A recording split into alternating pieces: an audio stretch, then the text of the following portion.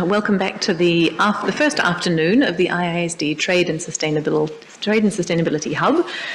For those of you who are joining us for the first time this afternoon, and for those of you who are joining us online, welcome to Abu Dhabi, in a sense, the United Arab Emirates, where we're running this Trade and Sustainability Hub just alongside the WTO's Ministerial Conference, the 13th Ministerial Conference. I haven't met all of you, so for those I haven't met, my name is Alice Tipping, and I'm the Director of the Trade and Sustainability Work at the IISD. And I'm absolutely delighted to have been invited to moderate this session, titled The Role of the WTO in Addressing Trade-Related Climate Policy Tensions, which is one of the fundamental themes that we identified when we put the hub together. So it is one of the questions that we wanted sessions most specifically to look at, and we're delighted to have a number of them to do it, including this one. Let me tell you a little bit just about the session, and then I'll introduce the panelists who we'll hear from, and I'll explain a little bit about how this is going to go. In a sense, climate change has come to the top of the international agenda because I think in large part it is starting to impact all of our lives very directly. But on a broader scale, climate change is also deepening existing vulnerabilities and deepening and potentially perpetuating inequalities between communities and groups. And the reality is that it is disproportionately affecting vulnerable economies and vulnerable communities around the world. African economies, we heard this from Jane this morning at the opening plenary, have been characterized by a very heavy reliance on the export of raw materials, and they've often failed to capture the full value of the natural resources they have. This traditional export model not only limits their potential for economic diversification, but also perpetuates their vulnerability to external shocks, including climate change. All of this means that it's absolutely critical to break the dependence on exports of commodities by strengthening value chains and strengthening the participation of African countries and African businesses in global value chains, enabling them to convert the raw materials that their countries are blessed with into finished products within the continent, right? Not just for export to other continents. And so initiatives using trade policy instruments to reach climate policy goals have also been strengthened. And this is where there's an interesting policy intersection. So in Africa, there are efforts underway under the AfCFTA to promote regional value chains for low carbon technologies. But on the other side, we see the EU has put in place carbon border adjustment mechanisms. The United States has introduced the Inflation Reduction Act. And this adoption of unilateral initiatives, while it can have a positive environmental impact if they're well designed, they can provide incentives for the adoption of stricter environmental standards throughout the value chain. So there can be a benefit. But those requirements add an additional burden onto exporters. And the question, I think, for the panel before us is whether or to what extent they can run counter to Africa's aspirations for a just energy transition. So in light of this, and in view of the multilateral discussions, which, as we covered this morning, are beginning to incorporate environmental considerations in a real way, it's an interesting discussion to have about multilateralism, the role of the WTO in harmonizing and in ensuring coherence and mutual supportiveness between trade and climate change, but also looking at the regional dimension and thinking about how those two dimensions interact. So in order to pick up this theme, which came out very well in the opening plenary, and to deepen it slightly, we have a range of speakers.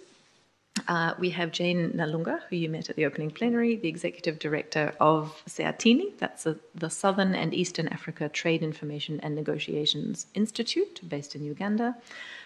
We have Mr. Rangirai, I should have practiced this, Rangirai Machedmedze, who is the coordinator of the SEATINI in Southern Africa. And then we have at the end a video message by Ms. Faith Lumonya, who is the Economic Justice and Climate Action Program Lead of Akina Mama wa Afrika.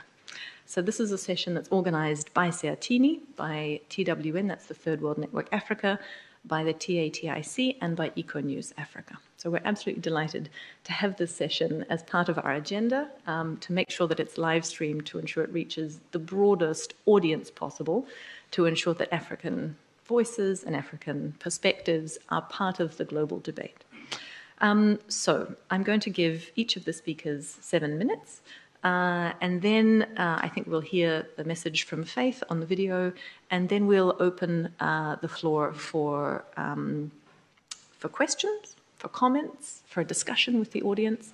And I think at the end, if we have time, I'll give each of you perhaps 3 minutes just for some final concluding remarks, key messages that you'd like the audience to take away from this discussion. So all of these speakers are here because they have a vast range of professional experiences in policy research, in analysis and advocacy, on multilateral trade agreements, on investment regimes, and in particular, the interaction between those policy frameworks and the realities of Africa and African businesses. So I'm really looking forward to this discussion, and I'm expecting to learn a lot. Jane, would you like to start with your opening remarks? Go ahead, please. Thank you so much, Alice, and good afternoon.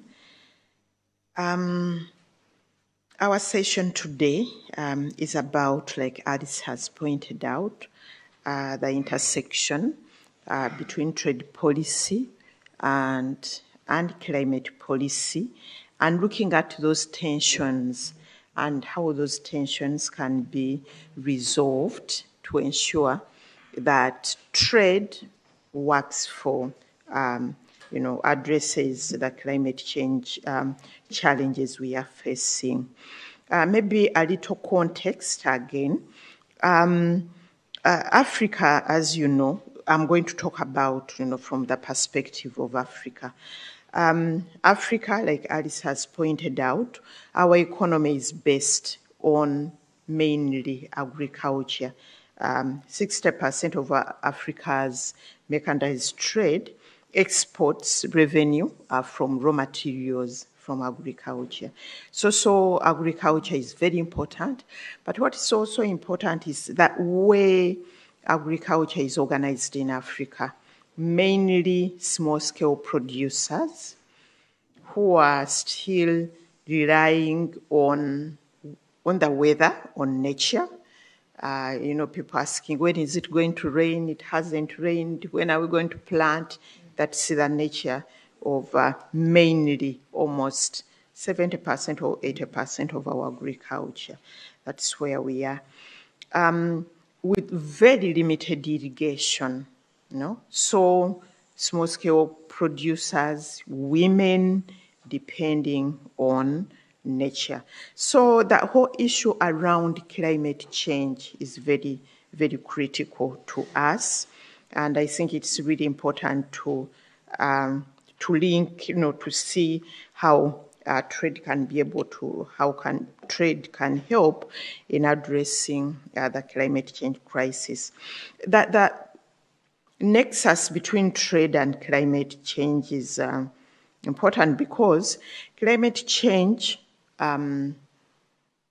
trade can be a solution to the climate crisis, but then we have also found out that trade can also cause climate change because of the greenhouse gas emissions. They have been the major culprit for climate change. So those tensions are there. Another aspect of climate change and trade in Africa is the issue of the energy transition. Today, they are telling us that we have to go into a low-carbon economy, low-carbon production. Yet, Africa, we are still below. We are trying to industrialize. We are just starting because of the earlier challenges of deindustrialization. We are just starting to industrialize. And we are looking at our critical minerals as a chance to be able to embark on the journey of structural transformation. So that whole trade policies around the critical minerals, the issues around energy transition are critical for us to be able to transform our economies, to structurally transform our economies while ensuring that we are not emitting a lot of green gases.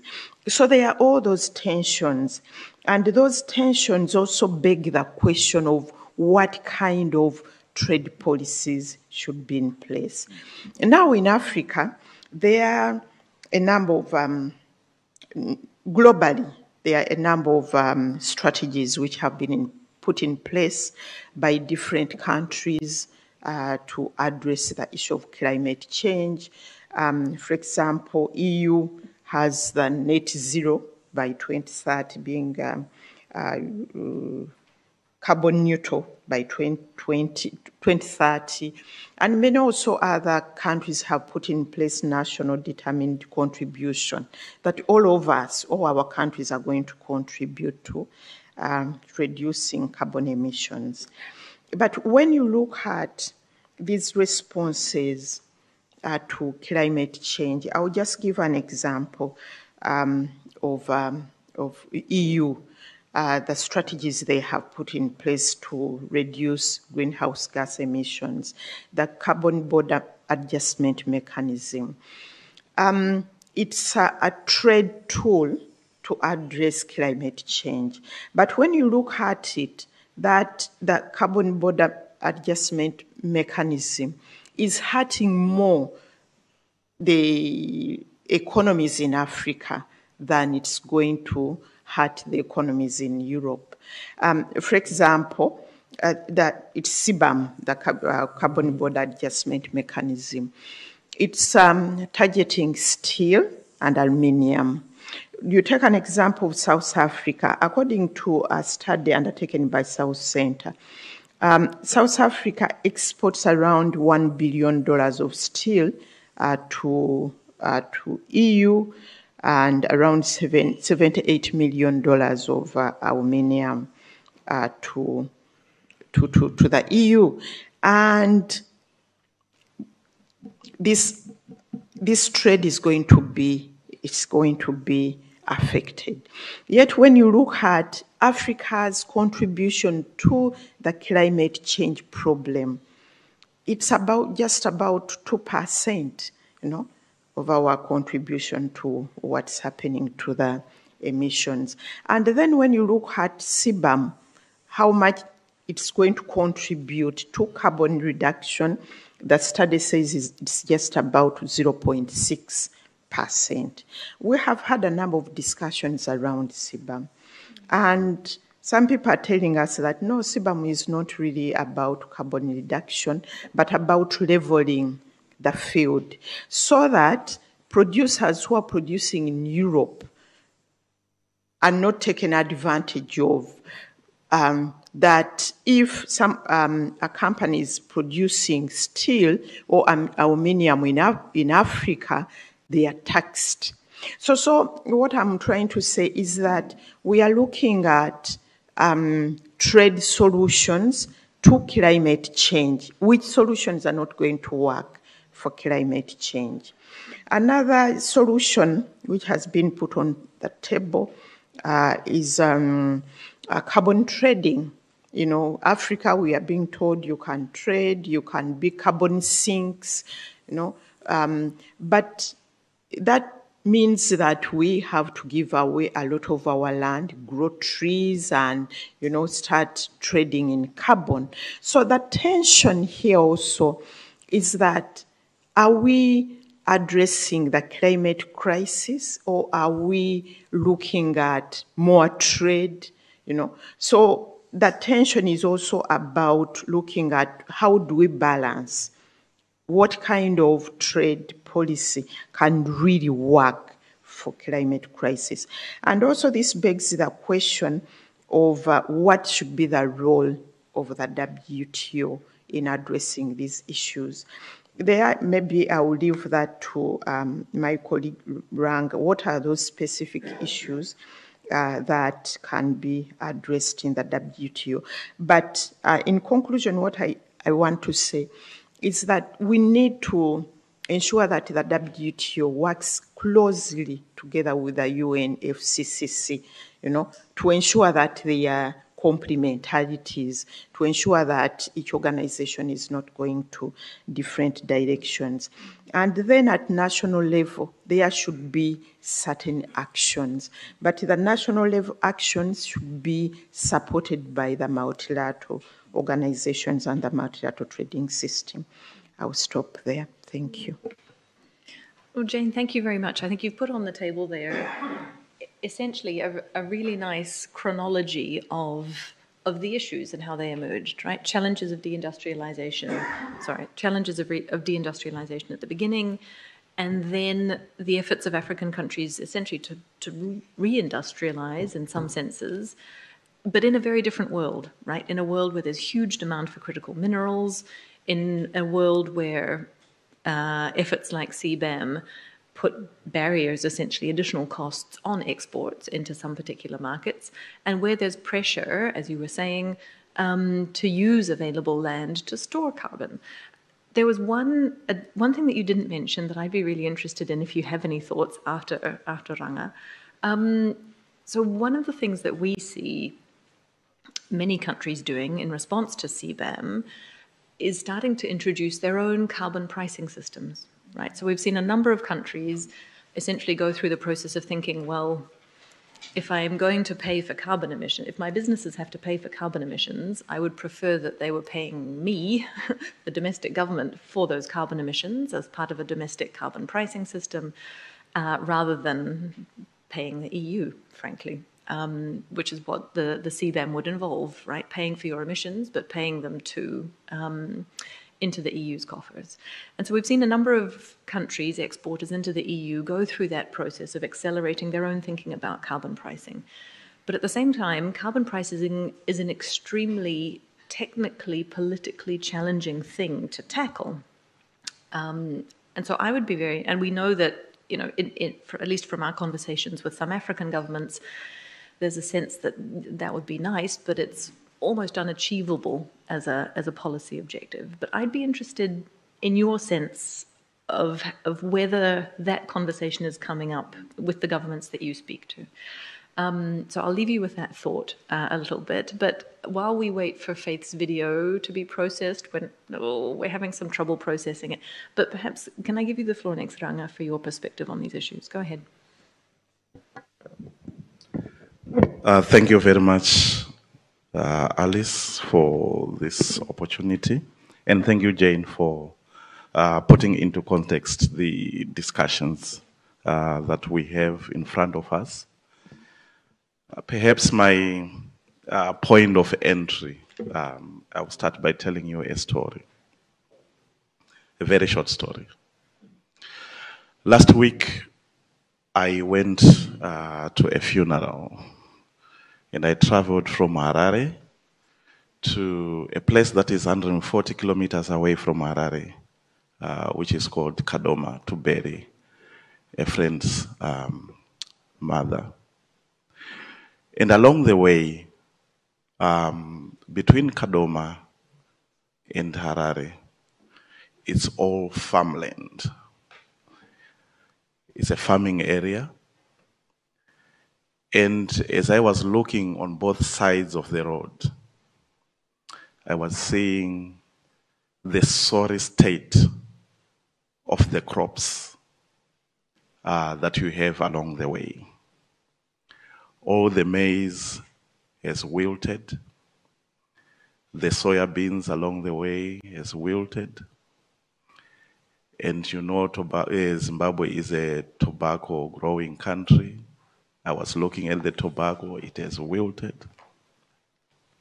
So I was discussing with my colleague to say, we are at the peak of the rainy season. And this is what we are witnessing. And the region that you travel between Harare and Kadoma is the region that is expected of more rains. Now, in other parts of the country, which are really drier regions, what would you expect? So we're having this conversation because this year we were informed by the scientists that it's a year that we are going to be affected by El Nino. And therefore, as a result of that, the harvests are going to be very much reduced. Now, for me, the reduction that I just saw between Harare and Kadoma, it's not just a reduction, it's a total write-off. And the country has relied on agriculture as the key sector, not only for food security, but also to feed into the industry. Zimbabwe's economy is agro-based, and so are many African economies, they are agro-based. So we are witnessing climate change. It's not a hoax, it is real. And the question that we have in front of us is, with all the years that we have been implementing trade policies under the auspices of the WTO, what have we done to improve not only the agricultural sector, but also to improve the responses to the challenges of climate change? And that's my introduction. Now, over the years, over the past decades, under the auspices of the WTO, African countries, I'll speak from the perspective of African countries. African countries have witnessed a massive erosion of policy space in terms of their developmental objectives. And the erosion of policy space did not only start with the WTO, but it started under the programs that the countries were implementing under structural adjustment programs of the IMF and the World Bank, which programs have been logged now under the WTO policies. That is the programs of liberalizing trade. Yet we have also witnessed double standards within the implementation of our trade policies, particularly from the developed country counterparts who are also members of the WTO. Currently on the table, we have agreements that are being negotiated under fisheries, and at the heart of this is the issue of subsidies.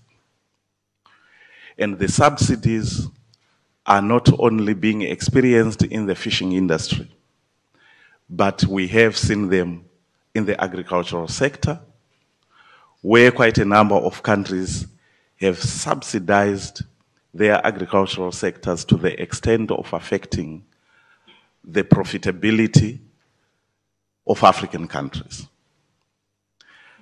Now, all these things are happening under the auspices of the WTO, and we are asking the question whether the WTO will be able to right the wrongs of the past that we are now suffering from. The policy space that I'm talking about is where developing countries, for example, they cannot discipline the kind of, or regulate the kind of unsustainable production practices that they are experiencing in their own backyards as a result of companies racing to the bottom only for profitability cases. We have seen land grabs for the production of not only cash crops, but also we have seen the deindustrialization that Jane talked about, deindustrialization, de-agriculturalization, where the majority of countries cannot produce food for their own people, but have gone in a direction where they are producing cash crops to satisfy the international market. And in this process, in the production of cash crops, we have also seen the commodification of seeds, the commodification of water, and the commodification of other resources. Seed is technology. And very few farmers can afford the technology before them because they have been told not to save their own seeds, but to rely on hybrid seeds or on seeds that are genetically modified, seeds that require much water for them to produce what they are supposed to produce. Yet they can't afford that. And in some cases, the seeds also require certain technology for them to be activated to germinate. You have to buy that. So we have seen the commodification of this. And if you link it to the challenges of climate change that we are experiencing right now, you will realize that it is the small farmers at the end of the day, the small producers at the end of the day, that are going to bear the brunt of climate change. And not only that, the knock-on effects, the snowballing effect that you will experience across the industries that are linked to agriculture, it's massive. So these are the kind of challenges that we are seeing if you look at what the WTO policies, the trade policies under the auspices of the WTO have done on the prospects for development for African agriculture, as well as the industrialization capacities of African countries. Now, we are grappling with challenges of intellectual property rights. I have talked about it in relation to seeds, but we are also experiencing challenges with the application of intellectual property rights in other sectors, like the health sector, which are already also affected by climate change. And you have got also these other policies that may not be directly linked to climate change, but will exacerbate the challenges in those sectors like the health sector. And all these policies, they are still under the domain of the WTO. And still the question is, will the WTO be able to deliver and extricate countries from the jaws of poverty, from the jaws of deindustrialization, from the jaws of de-agriculturalization? Especially given the challenges that we see now within the multilateral trading system, which some countries are saying they are supporting multilateralism, yet they are implementing unilateral measures, especially those related to CBAM that Jane talked about. About 3 weeks ago, I attended a meeting of countries from Southern Africa and Eastern Africa that are implementing the economic partnership agreements with the EU. And all the member states, there are 11 countries from Southern and Eastern African countries that are implementing these economic partnership agreements. They raised the issue of CBAM as one of the most challenging unilateral measures that they have come across. And currently, some of the countries are negotiating with the EU trade and sustainability chapter in the economic partnership agreements. And that trade and sustainability chapter has got serious challenges related to what the EU is demanding that countries must implement in order to combat climate change. Now, as I just close, I'm realizing my 7 minutes up. I just want to emphasize the fact that the development space right now is highly contested.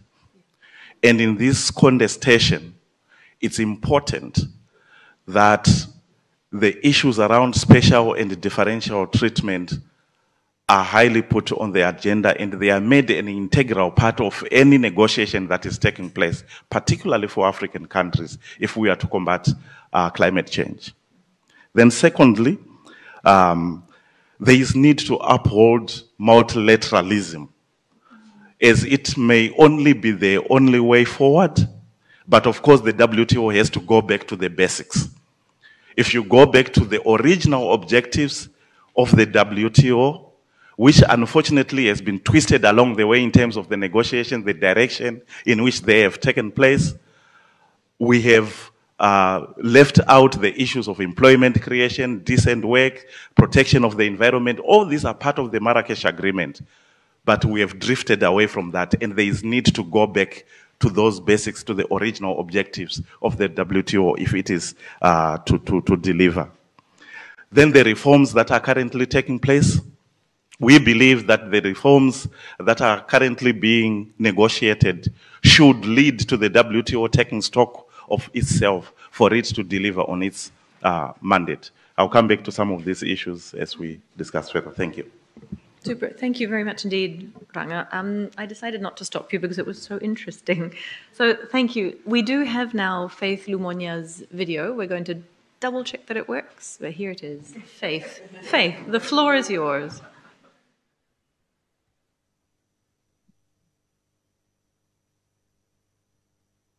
Hello, good afternoon. I am Faith Lumonya and I work with Akina Mama Africa as the Economic Justice and Climate Action Lead. I am based in Kampala in Uganda. Akina Mama Africa is a Pan-African feminist leadership development organization, and we do work around economic justice and climate action, sexual reproductive health and rights, as well as work with women political leaders. And so we do, a lot of the work that we do focuses on advancing feminist, intersectional feminist approaches in the different areas that we work. And we also focus a lot on strengthening feminist transformational leadership.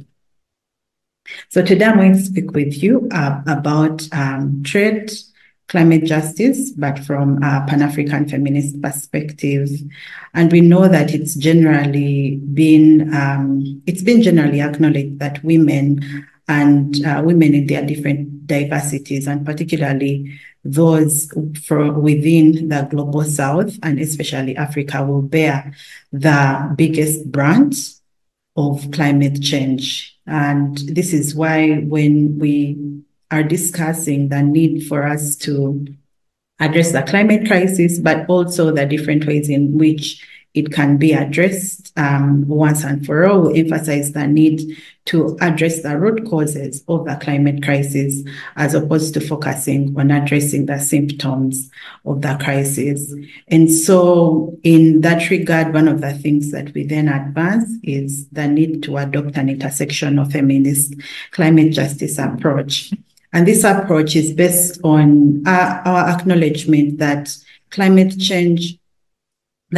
action, must be contextual and applicable, and it must recognize that our history and our lived realities shape the ways in which we are able to adapt or not adapt to the climate crisis and to the different disasters that occur. In this particular approach, the intersectional feminist climate justice approach, we also center the most marginalized, and we also call for the reimagination of usual gender mainstreaming strategies and approaches, recognizing that it's important that we also address power dynamics and the structures that influence the pace of change and levels of its existential insecurities, but also recognizing that these same power dynamics do influence the distribution of resources and a host of benefits on the current but also future outcomes. They determine who is able to sit at that table in decision making and therefore influence the outcomes of any decision that would have been taken. And we know that when we think about the climate risks that they are ultimately shaped by the ways in which people will respond or be affected it will be ultimately shaped by people's lived realities. So whether you're living in a rural area or whether you're a person who is differently abled, or you are a rich person or a poor person, but also the power structures, like I already explained. So in my discussion this afternoon, I just want to emphasize 3 specific areas. And if there is one thing that you will live with today, it should be these 3 areas. One is that we must challenge and rethink the ideologies that are informing the broader decision-making spaces, the broad way in which we are responding to the climate crisis, the broad way in which economic models are shaping our development path. So one is that we must challenge and rethink the ideologies. The other is that we must call for, but also support the transformation of the existing global governance and institutional structures, because our understanding is that the existing structures are the ones that are reinforcing but also sustaining power imbalances, and that these different institutions and economic or climate governance spaces and institutions are steeped in legacies of colonialism and Western imperialism, as well as neoliberal capitalism and patriarchy. And so it's important that we are focusing on transforming these systems and institutions. And then finally, that we are centering the lived realities of those that are most marginalized, that we are centering women's power, that we are centering women's agency, and ensuring that they are made visible, because the current system has continued to invisibilize the contribution that women, that indigenous people, that sexual minorities, that Black and brown people have made when it comes to sustaining the earth. And it's important that we begin to center and begin to visibilize the contribution that they are making. We believe that the economic crisis and the climate crisis are mutually exclusive. And so we cannot address one without addressing the other. Or to put it differently, we need to address one to be able to address the other. So in this case, and as we discuss during this particular space, during the WTO ministerial conference that will be happening this week, it's important that we seek to contribute towards addressing the current economic models, because they are responsible for the climate crisis. The urgency to reform the current global economic architecture, which is steeped in neoliberalism and has for a long time upheld and directed has been directed by colonial and capitalist institutions like the IMF, like the World Bank, like the World Trade Organization, like the OECD, has for long been argued. And recent reports by the United Nations have also intensified in their critique when it comes to emphasizing the need for these institutions to actually be reformed in the ways in which they are structured, because of the negative impact on the global majority. And this is basically contrary to the intended purpose for why they were established. And we are all familiar with why the WTO was established, but until today, it's failed to deliver, particularly deliver when it comes to the people, for the people of the global South. So, and we've seen that it has been through their excessive influence over policymaking and influence when it comes to shaping the global financial architecture, influence when it comes to generally shaping the ways in which whether it is trade or investment, or corporate accountability is handled. And we've seen that increasingly they've become unaccountable institutions and have eroded human rights. They have eroded the democratic processes. And that's why our reform is urgent. And our reform is urgent also because when we think about the climate clock, it's ticking every other day. And unless reforms are undertaken, development challenges like the climate crisis will not be addressed. From a trade perspective, there's usually this narrative that everything is tradable. And indeed, everything may be tradable, but should everything be tradable? Because currently, the environment has been put into the marketplace. We are seeing increasingly the push for carbon credits and carbon sinks.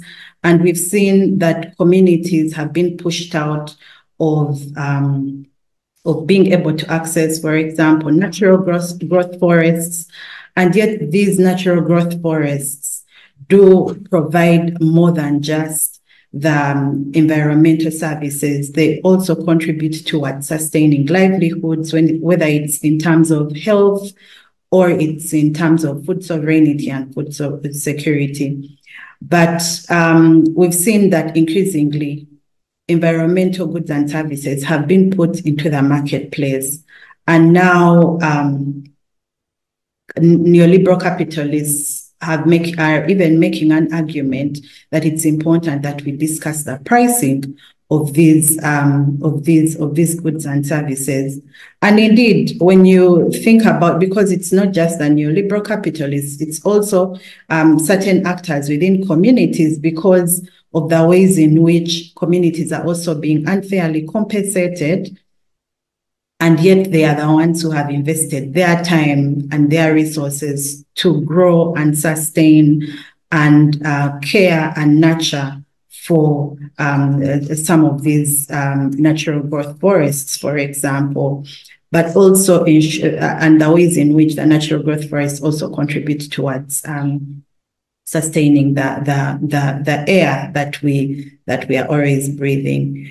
And while it may seem prudent, we must be conscious that by discussing the pricing of some of these goods and services, that we are then further placing these goods and services to individuals with a greater capacity to buy, so the rich, the 1% in our society. For a long time, African leaders, such as Thomas Sankara, but also today feminists, economic justice actors, gender justice researchers, have, in recognition of the impact of neoliberalism on the lived realities and well-being of women and other socially excluded people, have called for a radical reform. This call has also particularly been ignited by the inconsistency in Africa's economic development pathway, the inconsistency in the ways in which the global south is developing, but also the fact that increasingly we see that the inequality that inequality is continuing to grow, and the gap between the rich and the poor continues to widen. So it begs the question of why, and more broadly, developing countries continue to be the ones that wallow in debt and cycles of poverty and inequality, despite being home to a vast wealth of resources. And this particular question is very important right now as we talk about the so-called critical minerals and the fact that now Africa has been placed as one of the sources, the critical sources of some of these resources. While these resources may appear critical to the global north, they are mineral resources to us in Africa, as they have always been, because these are minerals that have been mined for many years, and even those that have recently been identified, for us are not critical, but rather will only be critical if they can be able to contribute towards enhancing the supply, the production, the supply and access of energy resources. Because when we talk about the energy transition, for us, it's more than just moving from non-renewable to renewable or from dirty to clean. For us, it's also about being able to access energy resources, because currently more than 600 million people on the African continent have no access to energy resources. But also the other question that is important to ask is why women and other socially excluded people, despite years of continued women economic empowerment, are still the ones that are facing gender inequality, and specifically gender-related economic inequalities. And finally, to also reflect more broadly, and I think for me this is also critical because the WTO has been central to promulgating the idea of liberalization. And so it's important to ask ourselves why, even after so many years of liberalization, the percentage of those that still live below the poverty line is much higher than those that than the 1% who live lavishly in wealth. So as I conclude, I would like to emphasize that in the discussions that will happen, whether it's in terms of the negotiations around agriculture or negotiations around intellectual property, e-commerce, among others, it's important that we are centering the most marginalized, their lived realities and experiences, but that even as we begin to pivot towards thinking about how the WTO as an institution can contribute towards addressing the climate crisis, for us from a feminist perspective, it is important that the WTO seeks to first and foremost transform the ways in which it currently operates, but also contributes towards reforming the global economic architecture, because the current economic models that we have adopted are responsible for the climate crisis. We must be able to emphasize corporate accountability and hold corporations accountable for the ways in which they are producing. We must be able to ensure that climate finance is directed to indigenous, locally led solutions that do not further contribute towards worsening the climate crisis. So, for instance, ensuring that intellectual property laws and policies and agreements do not undermine indigenous seeds and seed systems, because these are the seeds and seed systems that have sustained our food systems, that have ensured and guaranteed food sovereignty, and that have guaranteed that even amidst the climate crisis, communities can still be able to have access to food and do not have to rely on buying seeds and on buying fertilizers and pesticides, among others. We must be able to center the contribution of women and indigenous people, as well as, and specifically emphasizing women in their different diversities. I thank you all. Over to you, the moderator. Well, Faith, thank you very much indeed. If you're following us on the live stream, thank you for all of those comments. I didn't want to cut you off like Ranga because it was so interesting. We do have a little bit of time left just for some closing remarks, as I promised. I'd be really interested in Jane some of your perspectives on some of the issues that have come up: industrialization, agriculture, the question of social justice in the transition. And Ranga, there were a couple of points that you wanted to make towards the end, right? Just to make sure, there were a couple of topics that I think you wanted to bring in. And I can hear murmurs because we don't have time for questions and answers. If I open the floor now, you will all get cut off by the time the live stream stops. I can guarantee it. I see it happen. So as the hired hand of the moderating here, I am trying to make sure that both Jane is comfortable with the session and both the live streamers are. So all I can do is apologize and beg your indulgence, as the diplomats would say. But Jane, I do want to make sure you have the last word. Please go ahead, and then Ranga. Thank you so much, Alice. And apologies, I feel so bad that we haven't heard from you. Just a few comments. One is the issue of you raised, Alice, the issue of the carbon pricing system. There are a number of debates on the continent. In fact, there was in the morning, a very good discussion by ATPC, the Africa Trade Policy Center, and the EU ECA, the Economic Commission for Africa, talking about carbon pricing. And they were proposing that per ton of carbon, it should be around $25. But I was wondering, how do you measure a ton of carbon? Because it's air.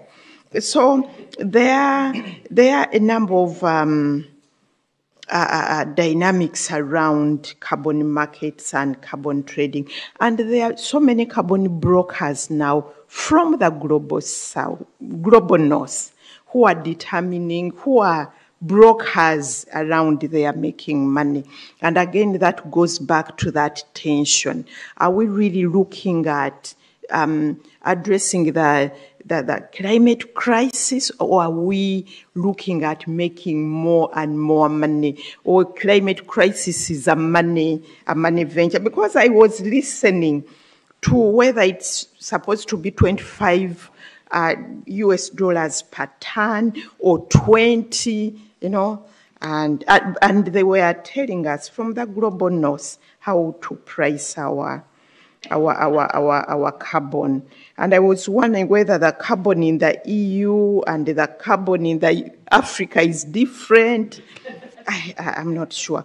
But there are also a number of negotiations going on, carbon credit agreements. So it's business. It's trade in climate crisis. Another issue, my last issue, is about the issue of, for Africa, when we talk about energy transition, it's beyond just replacing dirty energy with clean energy. We are looking at structural transformation. We are looking at industrialization, and we are looking at using those critical minerals to be able to do that. And that's why at the WTO here, what we are asking for, what we are looking for, policy space and flexibility, because we see, for example, the US with the IRA, they are subsidizing heavily. There is a reversal of policies, and they can do it unilaterally. But Africa, it will be difficult to do it. We need that framework. So we need the policy space, because the whole issue of industrial policy is back on the agenda, and we need that policy space. Lastly, we also need policy space at bilateral level. For example, the European Union is negotiating so many agreements. Rang talked about the economic partnership agreements. And when you look at them, they are talking about no export restriction. Let the raw materials go. Yet we need such policy tools for us to be able to keep our raw materials and add value to them. So there are all those tensions which we need to address. So thank you so much. Ranga, what would you like to add to the discussion at this point? Go ahead. Just one point. When you look at what is happening with regards to intellectual property rights, at the center of it, one of the critical issues that developing countries have always been asking for, and which is not coming, is the issue of technology transfer. And technology transfer is key, not only in industrialization processes, but also in ensuring that countries adopt the right technologies that will contribute towards combating climate change. But the policies that we have around intellectual property rights, they continue to deny developing countries that do not have the capacity right now in terms of technological advancements to acquire the technology that is required. That is why you see that the so-called carbon-intensive industries that have been identified, for example, through CBAM, countries continue to use antiquated technology in order for them to produce the goods that will make them survive. So one of the critical areas that the WTO can play, if it really wants to play that role, is to ensure that technology transfer is made an integral part of any agreement that is agreed at the WTO. If we can move towards that direction to ensure technology transfer, then some of the challenges that we are experiencing now will be able to be overcome. And then finally, the issue of the moratorium on non-violation clause, which I believe is going to be extended. The WTO can also play a role in ensuring that countries use the flexibilities that are already included or embedded in some of the agreements that we have. As we speak, some of the flexibilities cannot actually be implemented because countries perhaps do not have those capacities, or some of them are afraid of implementing those flexibilities because of the pressure that they receive through the unorthodox means that you find at the WTO level, including even at the bilateral level. And again, I emphasize the point that multilateralism is the way to go. And if something could be agreed at the multilateral level in terms of ensuring that countries have technology, clean technologies, then we will be able to deal with the challenges that we are seeing in climate change and in different sectors that are also affected by climate change. Thank you. Ranga, thank you very much indeed. And rest assured, those of us who are watching the trade and environment debate in the WTO have seen and heard very clearly the Africa Group precisely put many of these points on the table, the technology transfer point, the need for policy space, particularly in industrialization. So yes, multilateralism, but when it works, right? And when it really responds to everyone who's in the community. We are smack on time. Thank you very much, all of you, for joining us. And thank you very much indeed, Faith, for your patience and your faith in our technical team who did manage to get the video working. So thank you very much, everyone. And thank you, Jane and Ranga, as well. Thank you. Thank you.